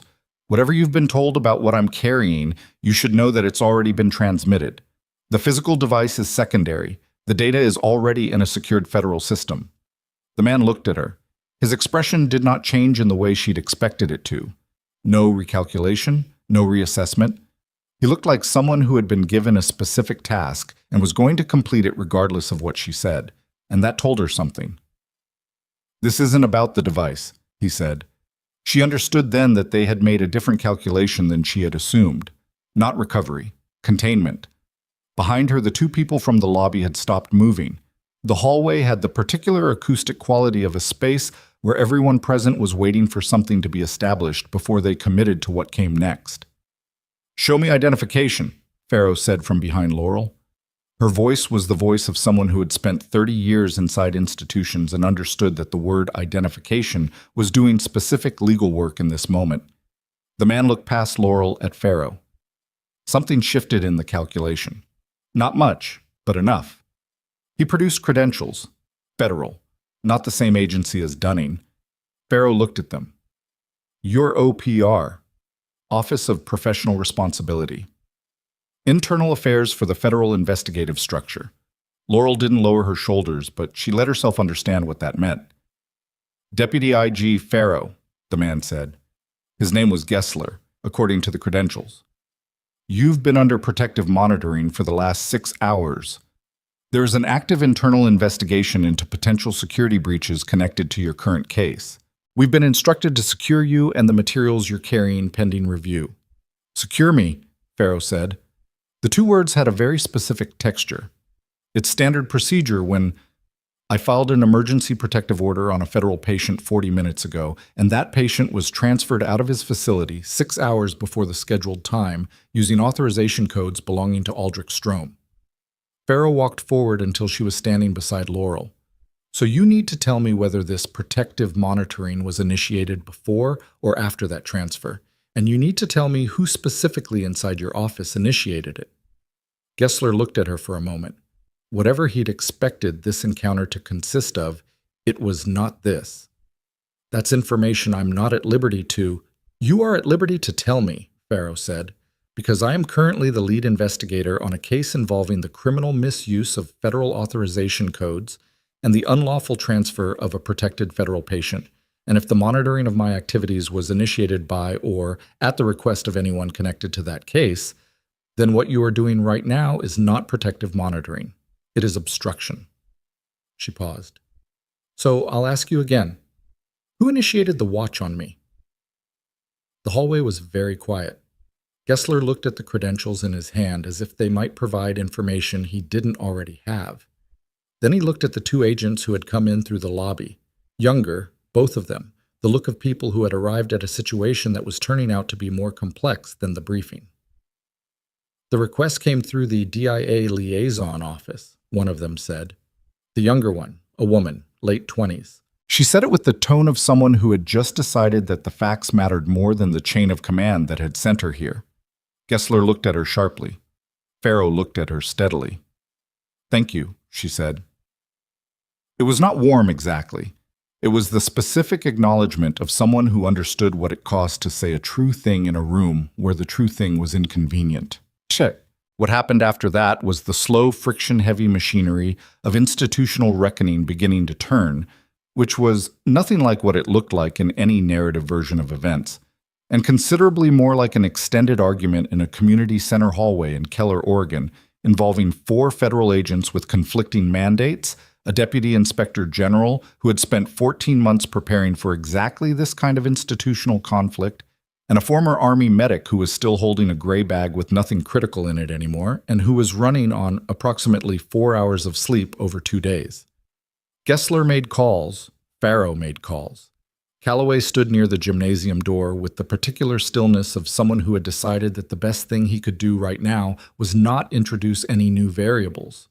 The young female agent, her name was Tish, Laurel learned, had stepped slightly apart from her colleagues and was looking at her phone with the focused attention of someone reading something significant. At 43 minutes past the moment Laurel had stepped forward in the hallway, 2 things happened in rapid succession. The first was that Gessler ended a call, looked at Farrow, and said, "Your protective order on the patient has been located. He's at a federal medical facility outside Tacoma. He's alive." Farrow's expression did not change. "Who authorized the transfer?" "The authorization codes have been flagged for review." "That's not what I asked." "Deputy Director Aldrich Strom," Gessler said. He said it the way someone says something they have been told and are not yet sure they believe. "The authorization codes trace to his office." "And the request for monitoring on my activities?" A pause. "Also traces to his office." The hallway absorbed that for a moment. "Then," Farrow said carefully, "you understand that the monitoring of my investigation and the unauthorized transfer of a protected patient are not 2 separate events." "I understand," Gessler said, "that this is considerably more complicated than the briefing I received." "Yes," she said. "I imagine it is." They moved to the federal satellite office in Kellar, the low-traffic building Farrow had originally proposed, which was now the appropriate location for a different reason than convenience. Gessler came with them, which Laurel read as a decision on his part to attach himself to whichever version of this situation turned out to be on the right side of history. Tish came too. She rode in the back of Gessler's vehicle and spent the drive looking at her phone and then at the window and not talking. The satellite office was 3 rooms, a reception space, a conference room, and a room with server access that Farrow went into immediately and did not come out of for 20 minutes. During that time, Laurel sat in the conference room and Calloway sat across from her, and they drank bad coffee from a machine in the reception area and said very little. "Damon's alive," Calloway said at one point. "Alive is the minimum," Laurel said. "It's more than it was an hour ago." She conceded that with a slight movement of her head. Farrow came out of the server room at 10:15 with a tablet in her hand and the expression of someone who has just seen the full architecture of something they had previously only seen in sections. She sat at the conference table and turned the tablet to face them. "Damon's documentation is comprehensive," she said, "beyond what I expected. He didn't just document the transactions, he documented the decision chain. Every authorization, every approval, every moment where Strom could have stopped and chose not to." She looked at the screen, then at Laurel. "There are 3 intelligence officers whose locations were disclosed to a private contractor. 2 of those officers are confirmed dead. The 3rd has been in a protected location for 5 months after being compromised. He didn't know why until now." Calloway set down his coffee. 5 months. Strom authorized disclosure of his location in March. The contractor who received the information apparently decided the risk of action was too high given the protected status. But they had the information. Farrow turned the tablet back. "That is attempted homicide. That is conspiracy. The procurement violations are almost secondary at this point." Gessler, who had been standing in the doorway listening, came the rest of the way into the room. "You need to brief the IG directly," he said to Farrow. "Not through the standard channel. Directly." "I'm aware." "Strom has relationships inside the standard channel. You know that now." "I've known it for 6 months, Farrow said. "I've been building around it for 6 months. She looked at him. "What I need from you, Agent Gessler, is assurance that your office is going to operate independently of any DIA liaison influence for the next 72 hours while I complete this process." Gessler looked at her for a moment. He had the face of a man doing a rapid and serious reassessment of the morning's events. "You have it," he said. The call that broke the situation open came at 11:47. Farrow took it in the server room. She was in there for 9 minutes. When she came out, she sat down at the conference table and placed her hands flat on the surface and looked at them for a moment before she looked up. Strome's administrative assistant contacted the IG's office 40 minutes ago, she said, voluntarily. She has been keeping records of authorization requests that she was asked to process and then delete from the log. She has those records. A pause. She says she started keeping them 8 months ago when she processed a personnel disclosure that she thought was irregular. She didn't know what to do with them. After this morning's activity inside the DIA system, she decided. The room was quiet. What made her decide this morning specifically? Calloway asked. She said. Farrow paused. Something moved through her expression. She said Strome came into the office at 6 this morning and told the staff there would be an internal reorganization announcement in the next few days, and that everyone's continued employment would depend on their discretion about ongoing operations. She looked at the table. She said the word discretion was the one that decided it for her, that it was the wrong word for someone to use if what was happening was legitimate. Laurel thought about a 27-year-old who had spent 4 months documenting something because staying silent had stopped being something he could do. She thought about an administrative assistant who had been keeping records for 8 months because something had felt wrong and she hadn't known what to do about it. And then one morning, the wrong word in the wrong context had clarified everything. She thought about how many people inside a corrupt system were not corrupt, were in fact doing small acts of record-keeping and noticing and quiet resistance that looked like nothing from the outside, and were in fact the entire infrastructure on which anything later got built. What happens now? She asked. Farrow looked at her. Now we go to the IG directly. I have the documentation Damon compiled.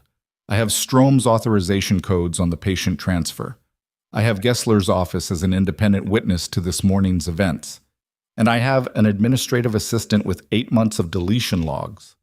She let that assemble itself in the room. The case is complete. Dumb. They drove to the federal building in Portland in a 2-vehicle convoy that was more organized than anything Laurel had been part of in the last 24 hours, which was a low bar but still felt like progress. Gessler drove lead with Tish. Farrow rode with Calloway and Laurel and spent most of the drive on the phone in a low, precise voice, building the sequence of contacts that would determine the order in which this unraveled. Laurel watched the Oregon landscape through the passenger window. The clouds had thickened since morning, and the light had the particular gray flatness that preceded rain, and she thought about Harborview Regional, about Harlan's signed document, about the hallway she had walked out of with a small box of things, and the deliberate absence of anything dramatic. She thought about the gray bag in the trunk, lighter now, its purpose fulfilled. She thought about whether she had fulfilled her purpose or whether what she had been for the last 6 years, the careful, constructed ordinariness, the invisible competence, had been something other than hiding. Whether there was a version of what she'd done since leaving the military that was a legitimate life rather than an extended act of disappearance. She didn't reach a conclusion. She wasn't sure there was one available. What she knew was this. A 27-year-old was alive in a federal medical facility outside Tacoma, which he would not have been if she had stepped back from a gurney at 2:47 in the morning and waited for someone with the appropriate authorization to arrive. And the data he had spent 4 months building, at considerable personal cost, was now in the hands of the person best positioned to use it. And the man who had spent 11 years selling the locations of intelligence officers to private contractors who killed them was now at the center of a converging set of documented evidence that he had not anticipated and could not contain. These were facts. They were not a resolution, they were not a clean ending, but they were facts, and facts had weight, and she had learned that weight was what mattered when the other options were exhausted. The federal building in Portland had the particular quality of federal buildings everywhere. A slightly dated grandeur, security systems that had been upgraded while the architecture hadn't, the low ambient hum of institutional purpose. Farrow moved through it with the authority of someone who had been in federal buildings for 30 years and had no remaining reverence for them as physical spaces. They were in a conference room on the 7th floor by 2:15 in the afternoon. The Inspector General, a woman named Aldis, Renata Aldis, who had the bearing of someone who had heard many serious things in many conference rooms, and who was giving this one the specific quality of attention that meant she understood what was in front of her. Listened to Farrow's presentation for 40 minutes without interrupting. Laurel was not in the room for the first part of that. She was in a waiting area with Calloway, on chairs that had the same plastic institutional hardness of every waiting room in every official building she had ever been in, drinking water from a paper cup and feeling the particular depletion of sustained adrenaline finally running out. "You should sleep," Calloway said. "I know. You're not going to. Not yet." He looked at the ceiling. "When this is done, whatever done looks like, what are you going to do?" She considered the question, not because it required consideration, but because she was too tired to answer quickly, and quality mattered even now. "I don't know yet. Going back to Harborview seems—" "No." "Right." He was quiet for a moment. "Priya is going to want to talk to you." "I know. About more than this." She looked at him. He was looking at the ceiling still, his hands loose in his lap. He was tired too, she realized, had been running on the same compressed energy she had, and was now on the other side of it, in the particular vulnerability of after. "More than this," she said. "There are gaps in what got rebuilt after your unit was dissolved. Priya has been working on those gaps for 4 years. The kind of work that needs people who understand both sides of a trauma room." She thought about the structured unit that had filled the space her team had left, about Damon Reeves, 27, Oregon State degree, who had decided to do something because it was necessary. She didn't say anything else, and Calloway didn't push it, and they sat in the institutional quiet until a woman came and told them that Aldous wanted to speak with them. The meeting with Aldous was 40 minutes and was, in the way of institutional processes, both significant and full of the specific dry procedural language through which significant things were managed in those environments. Laurel provided a documented account of the chain of custody. Gessler provided his account of the morning's events. Tish, who had been quiet throughout most of the day, provided a supplementary account that was more detailed than Laurel expected, and which landed with particular weight because she had been there as part of the monitoring operation and was now describing it from the inside. Aldous listened to all of it and asked specific questions and took notes in longhand on a yellow legal pad with a pen that had a chewed cap, and at the end of it she set the pen down and looked at the room. "The authorization code issue alone is sufficient for an emergency suspension of access," she said. "The patient transfer, combined with the documentation Damon Reeves compiled, and the deletion logs from Strome's office, constitutes a prosecutable case." She looked at Farrow. "You've been building toward this for 14 months. "Yes." "And you hit obstruction at every standard channel." "At several of them." "I eventually stopped using the standard channels." Aldous looked at her for a moment with an expression that was not quite approval, because approval was not what it was. It was the expression of someone who recognized a thing that had been done correctly in difficult conditions. "The suspension will be filed this evening," Aldous said. "The referral for criminal investigation goes to the U.S. Attorney's Office simultaneously. Given the national security implications, I'll be notifying the relevant oversight committee." She looked around the table. "This is going to take time. The prosecution will take time. I want everyone in this room to understand that." "We understand," Farrow said. "The people who were compromised, the assets, their cases will be part of the file." "Damon Reeves documented all 3, Farrow said. Aldous looked at her legal pad for a moment. "The 2 who are deceased." "Yes. Their families will need to be notified through appropriate channels. As part of that process, the record will reflect what happened." She said it carefully, the way someone says a thing that cannot be made adequate by language, but that must be said regardless. "That matters." "It matters to him too," Laurel said. Everyone looked at her. She had not said much in the meeting, and the sudden contribution was noticeable. "Damon Reeves," she said, "spent 4 months building a case for a grand jury when he could have walked away. He did it because those 2 people were dead and he knew why, and he couldn't keep knowing that without doing something about it. The prosecution matters. The families matter. But so does the fact that someone who could have done nothing chose not to." Aldous looked at her. Her expression had shifted slightly, the way expressions shift when someone says a specific thing that lands differently from the expected register of a formal meeting. "Noted," she said quietly.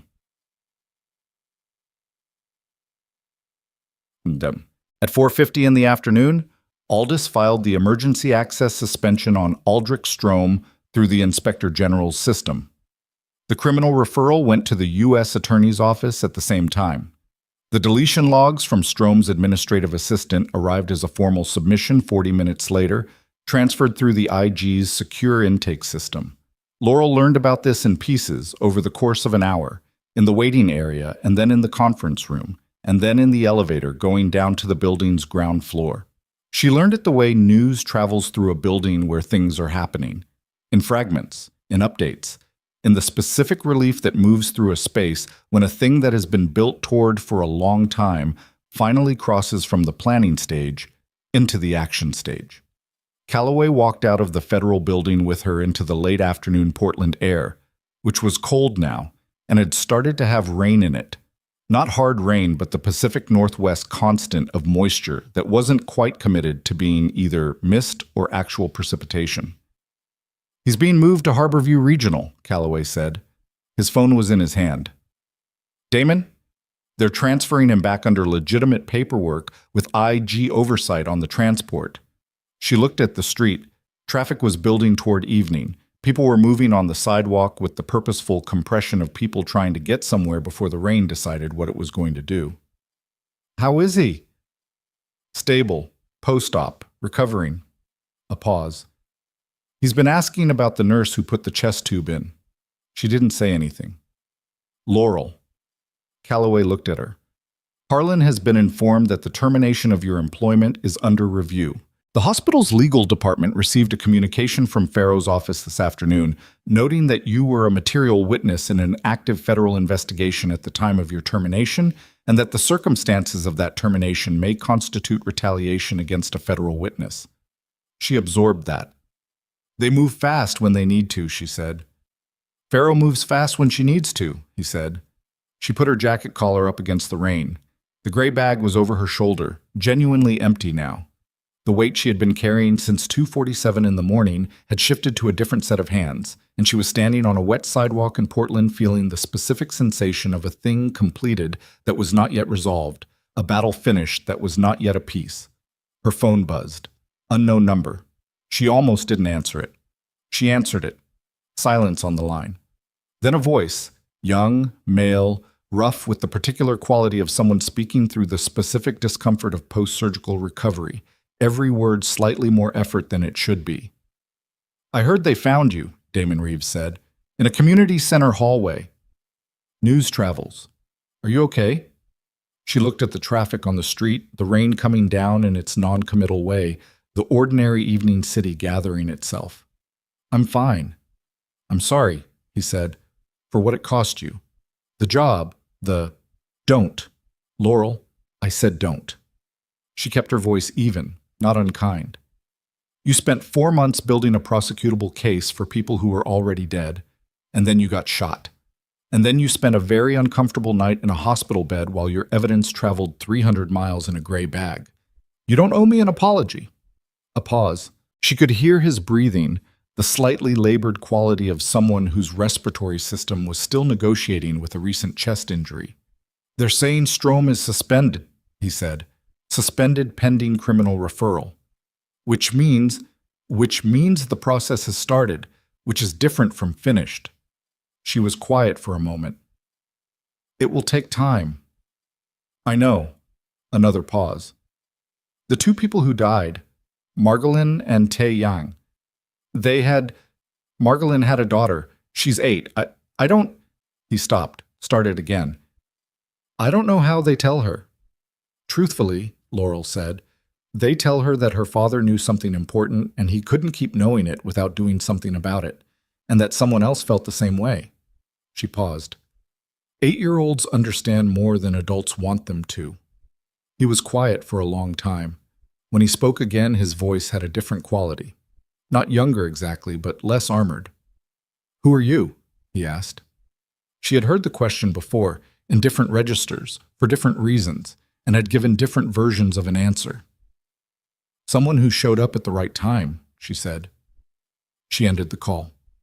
The rain had finally decided what it was doing.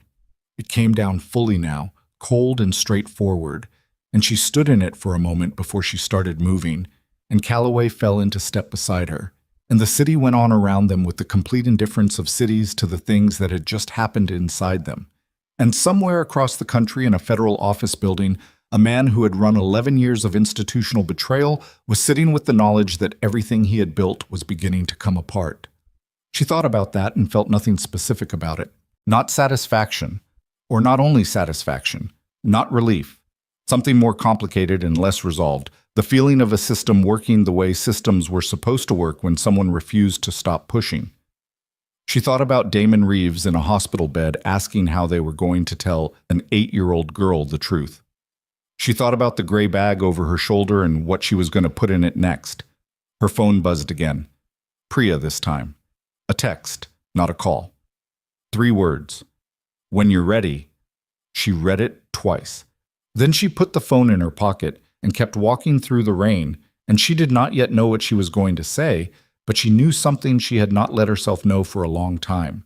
That ready was not the same as finished, and that the life she had built as an act of disappearance had not disappeared her, had in fact kept everything intact that she would need when the moment came for something else.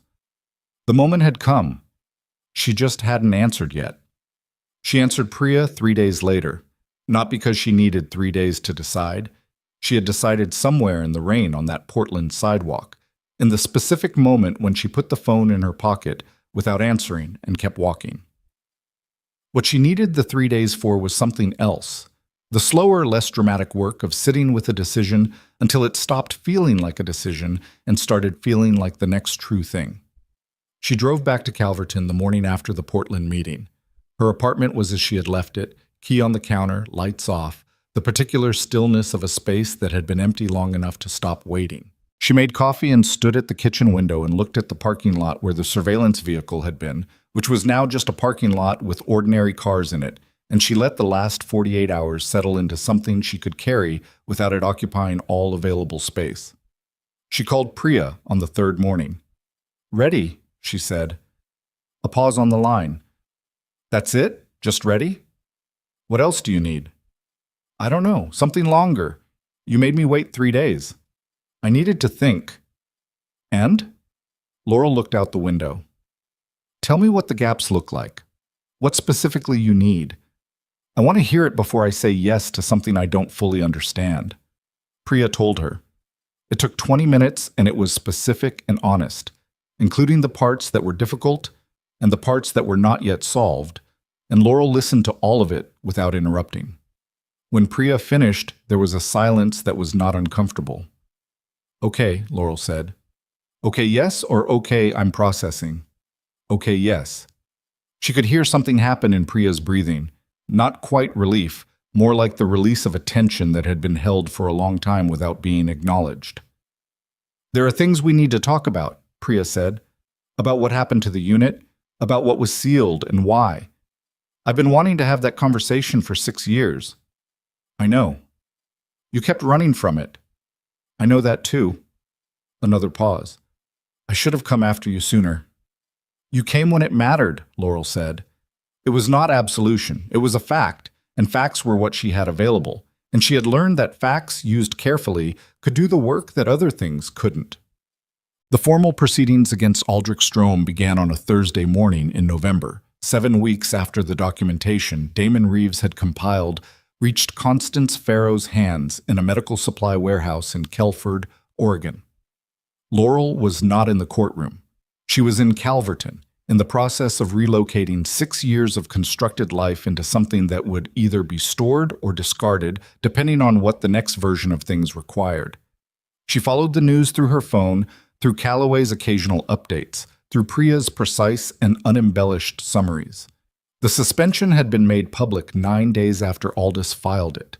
A federal press release, dry and factual, that stated Aldrich Strome, Deputy Director of Defense Intelligence Acquisitions, had been suspended pending criminal investigation into alleged misuse of federal authorization codes, unauthorized disclosure of classified personnel information, and conspiracy to obstruct a federal investigation.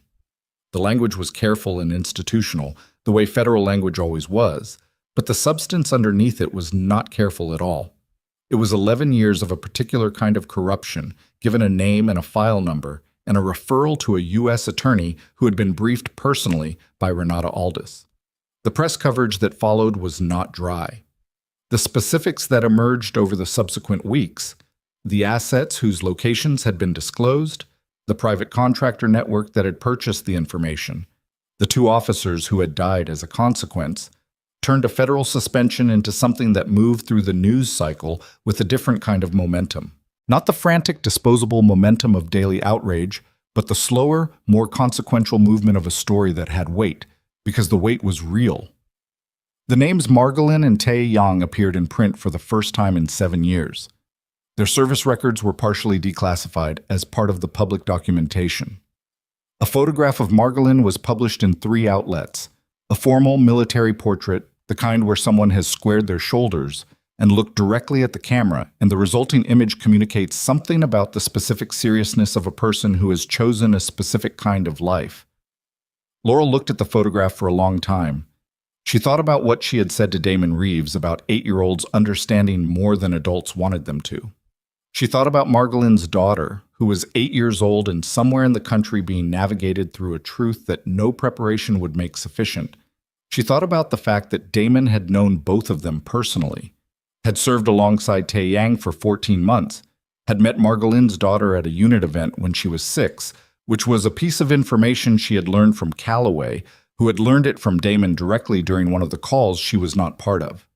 She thought about what it took to spend 4 months quietly building a prosecutable case while the people around you believed you were still doing your job and the people above you were beginning to understand you weren't, and to keep building it anyway, and to carry it physically out of the country it needed to leave in a device taped against your body, and to make it through a parking lot and a vehicle and most of the way to somewhere that mattered before someone shot you. She thought that 27 was very young for that kind of decision, and then she thought about how old she had been when she made decisions of equivalent weight, and she stopped finding 27 remarkable.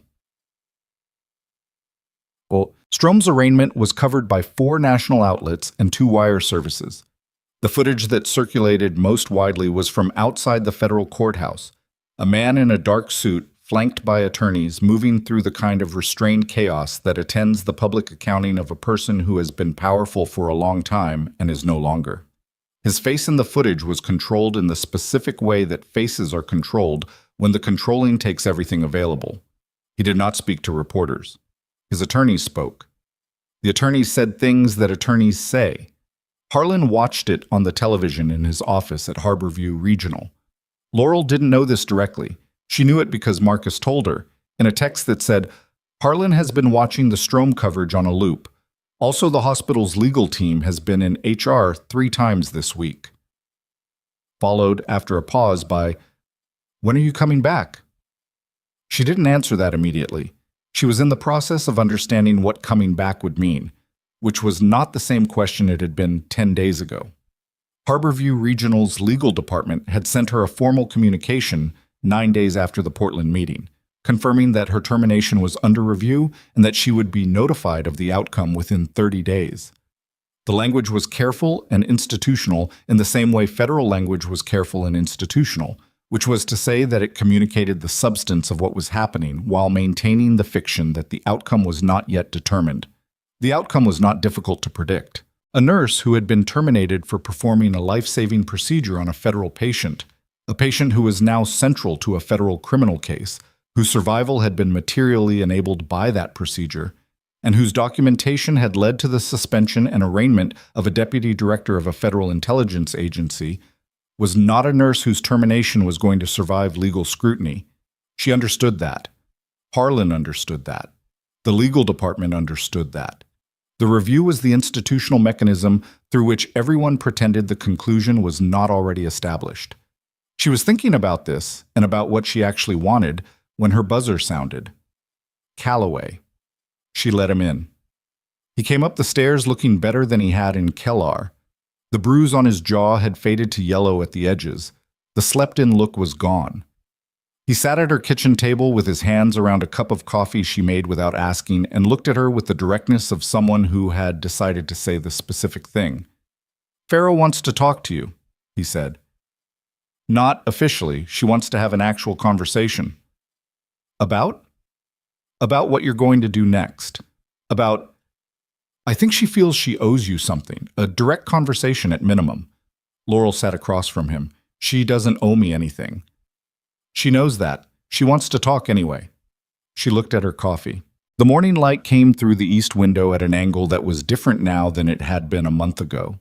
The days had shortened, the sun lower, October giving way to November with the seasonal change that happened every year, and that she had observed from this same window for 2 years and never found remarkable until now, when everything had shifted enough that the ordinary quality of the light felt like something she was seeing correctly for the first time. "Set it up," she said. She met Damon Reeves before she met Farrow. He had been transferred back to Harborview Regional 3 weeks after his initial transfer out, under IG oversight transport, and he had been recovering there with the particular frustration of someone whose body was healing at the pace bodies healed and who was not a patient person by nature. She knew this from Marcus, who had been his primary nurse through the second admission, and who had texted her updates with the cheerful overstepping of someone who correctly understood that the updates were wanted. She went on a Tuesday, late afternoon, when the department was in the quieter phase between afternoon and evening peaks. She badged in through a side entrance. Her badge still worked, which was information about the pace of administrative processing, and went to his room. He was sitting up, better than she had expected, which meant he had been a difficult patient about staying down, which she had also expected. He looked like someone who had been through something significant and was in the process of deciding that the being through it was more relevant than the something significant part. He looked at her when she came in with the same quality of attention she remembered from the first night, that organized, rapid processing focus. "You look different outside the scrubs," he said. "You look better than you have any right to," she said, a corner of his mouth. "I've been told." She sat in the chair beside his bed. She had not planned what she was going to say and was aware that this was either a failure of preparation or the correct approach, and she had not yet determined which. "The charges," he said. "Farrow's office sent me a summary. I saw it. Margolin's family was notified last week, officially, with the record." He looked at the window. Outside, the hospital's roof infrastructure was visible. Vents, equipment housings, the functional, unglamorous architecture of a building designed to keep people alive. "I thought it would feel different when it finally happened. It never feels the way you think it will. Does it feel like enough?" She considered that honestly. No, not enough, but something, which is different from nothing, and nothing was where it was. He looked at the window for another moment. When he turned back, his face had shifted slightly, the operational surface less engaged, something more unguarded underneath. "I keep thinking about the night you put the tube in," he said. He stopped. "I wasn't sure I was going to make it to the morning, and you said I know, and I didn't know what you meant, but I believed you. That's a strange thing to believe about someone you just met. You were running low on options for who to believe. Maybe." He looked at his hands. "Or maybe you said it like someone who had been in that position before, both sides of it." She didn't say anything. "Priya told me about your unit," he said carefully. "About what happened. She told you a lot. She thought it was relevant, given..." He gestured at the general situation. "Given everything." A pause. "The people who were blamed for what happened, were you one of them?" "Yes." "And the record?" "Sealed." He nodded slowly. "Until?" "I don't know yet," she said. "That's part of what I'm working out." He looked at her. The organized attention was still there, but underneath it something that was just human. A 27-year-old who had been shot and had recovered and was in the process of understanding what his life looked like from this side of it. "Thank you," he said, "for not stepping back." She stood. She picked up her jacket from the back of the chair. "You didn't step back either," she said, "for 4 months." He looked at her. "Don't undercount that," she said. "What you did. It's easy, afterward, when the thing is done and there are people in courtrooms and records being unsealed, to let it become a case file. A series of events. It started with you deciding you couldn't keep knowing what you knew. That's not small."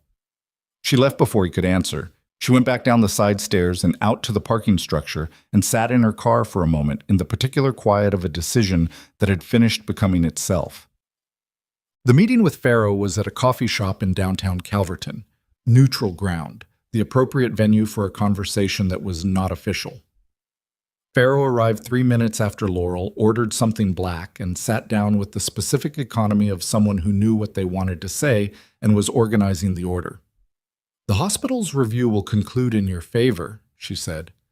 "You'll receive formal notification within the week." "I know.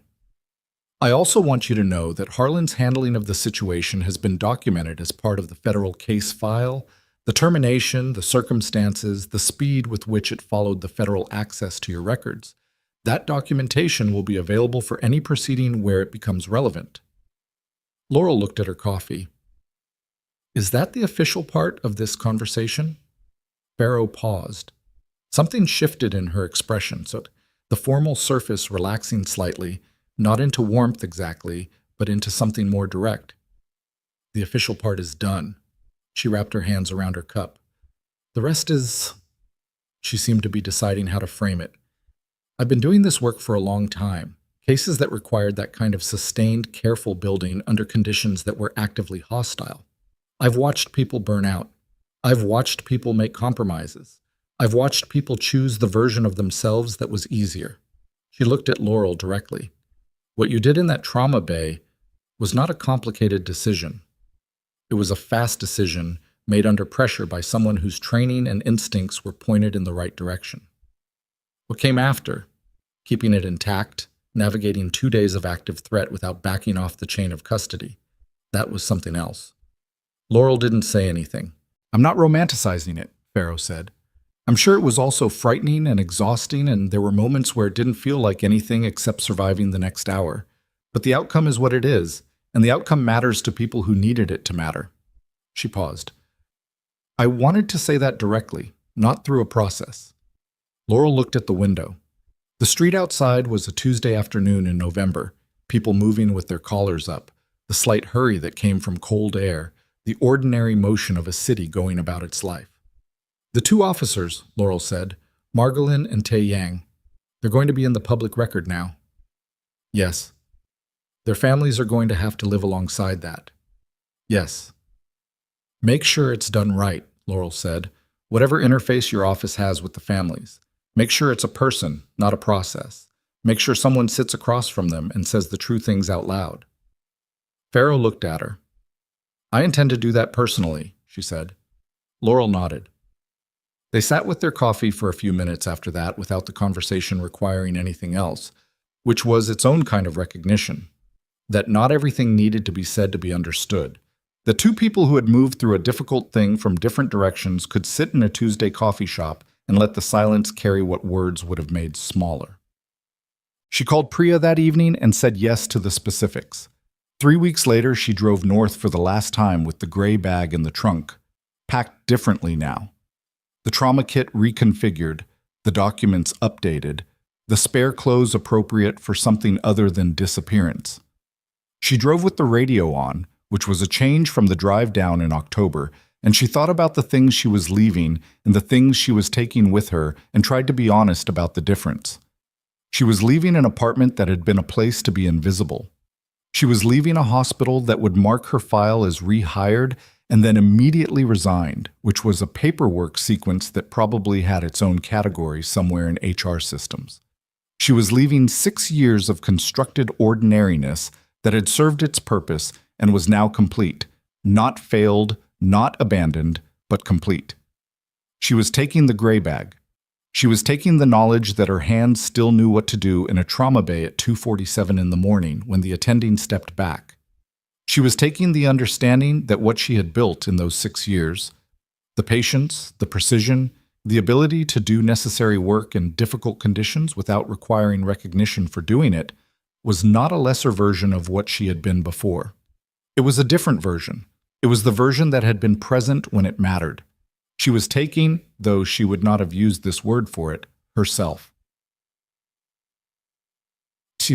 There was a moment on the drive north where she passed through a small town she had passed through on the night she left Calverton in October.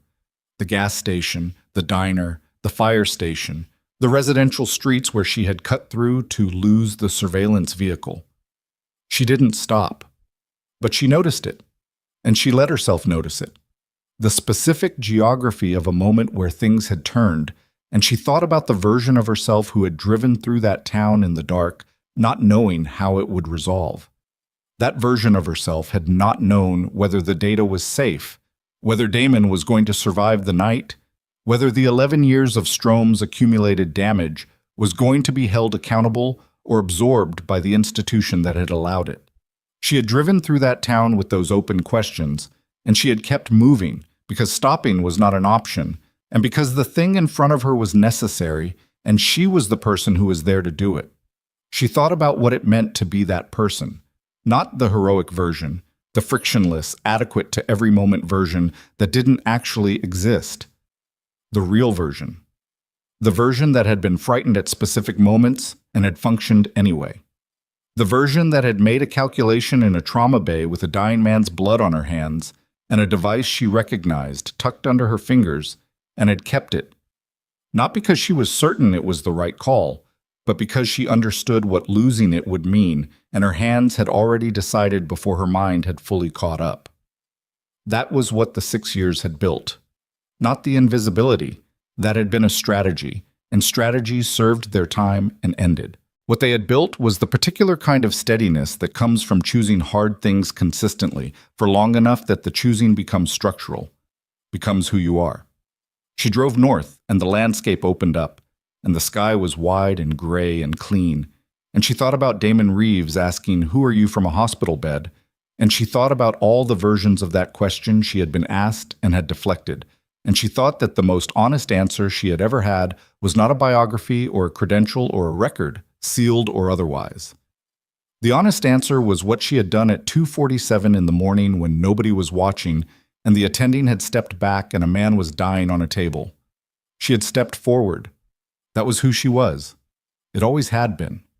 Everything else, the unit, the operation, the 6 years, the gray bag, the years of making herself small enough to fit inside someone else's idea of what a nurse looked like, had been the path around that fact or back to it. And she was back to it now, with the road ahead long and the sky full of the kind of light that didn't require anything from you except to drive toward it. She kept driving. Some people spend their whole lives waiting to be recognized before they decide to act. They wait for someone to notice, to validate, to say you are enough. Now you may begin. And sometimes that recognition comes. Often it doesn't. And the people who move the world, not the celebrated ones, not the ones whose names end up in records that get unsealed, were usually the ones who stepped forward before anyone was watching, in the specific unglamorous chaos of a moment that required something from them, and gave it. Not because they were fearless, not because they were certain, but because the thing in front of them was necessary, and they were the person who was there. That is the whole of it. That has always been the whole of it. The road north was long, and the light held, and Laurel Voss drove toward what came next.